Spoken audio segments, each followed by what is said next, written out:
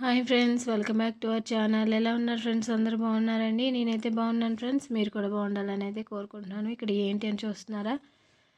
వంకాయ వెల్లుల్లి కారం అయితే చేశానండి. ఇష్టం లేని వాళ్ళు ఎవరు ఉంటారు ఫ్రెండ్స్? అంత టేస్టీగా, అంత స్పైసీగా సూపర్ ఉంటుందండి. రైస్లోకి, వేడి వేడి రైస్లోకి నెయ్యి వేసుకుని తింటే సూపర్ ఉంటుందండి. ఈ వంకాయ వెల్లుల్లి కారం చాలా సింపుల్గా, చాలా త్వరగా అయిపోయే రెసిపీ అండి. మనకి జస్ట్ ఒక 3 మినిట్స్ అండ్ 2 మినిట్స్ అంతే ఫ్రెండ్స్. ఇక్కడైతే ప్రిపరేషన్ అయితే చూద్దాం రండి.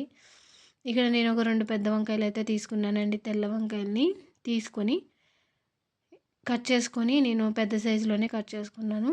కట్ చేసుకున్న తర్వాత ఉప్పు వాటర్లో అయితే వేసానండి. వంకాయ అనేది మనకి బ్లాక్ రాకుండా ఉప్పు వాటర్లో కానీ పసుపు వాటర్లో కానీ వేసుకోవచ్చు. తర్వాత ఈ వంకాయ వెల్లుల్లి కారానికి ఇక్కడ నేనైతే దీన్ని ప్రిపేర్ చేసుకున్నాను. దీంట్లో వచ్చి నేను ఒక 2 స్పూన్లు కారం, ఒక హాఫ్ స్పూన్ జీలకర్ర, ఒక హాఫ్ స్పూన్ ధనియాలు, ఒక వెల్లుల్లి, కొంచెం పసుపు, కొంచెం ఉప్పు వేసి అయితే నేను మిక్సీ పట్టేస్తానండి.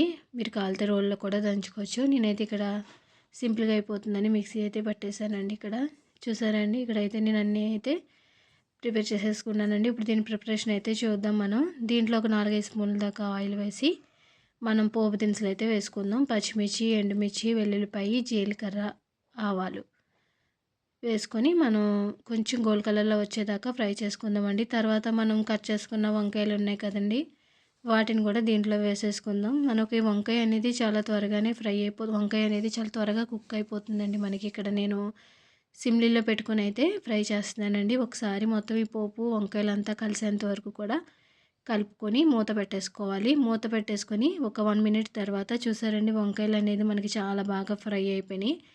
ఇలా ఫ్రై అయితే సరిపోతుంది. తర్వాత మనం దీంట్లోనూ మిక్సీ పట్టుకున్న ఈ వెల్లుల్లి కారం అయితే వేసేసుకోవచ్చు. మీకు కారం సరిపోకపోతే ఇంకొంచెం ఎక్కువైతే వేసుకోవచ్చు అండి. నేనైతే కరెక్ట్గా వేసాను, ఒక 2 స్పూన్ల దాకా.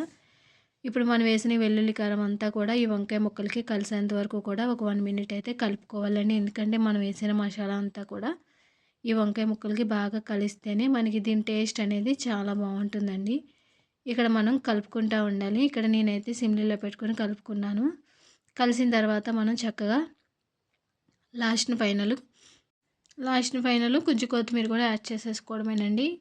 కొత్తిమీర కూడా యాడ్ చేసేసుకొని ఒక 1 మినిట్ మనం అయితే సిమ్లీలో పెట్టుకొని ఒకసారి కలుపుకొని మూత పెట్టేసుకోవాలండి. మనకి మసాలా అంతా కూడా చక్కగా వంకాయ ముక్కలకి బాగా కలిసిపోతుంది. చాలా ఈజీగా తినాలనుకున్నప్పుడు చాలా త్వరగా అయిపోతుందండి. టేస్ట్ కూడా సూపర్ ఉంటుంది ఫ్రెండ్స్. చూసారండి, ఫైనలీ అయిపోయిందండి. చాలా బాగా కుక్ అయిపోయింది. చూసారండి, చక్కగా కుక్ అయ్యింది. టేస్ట్ మాత్రం సూపర్ ఉంటుంది ఫ్రెండ్స్.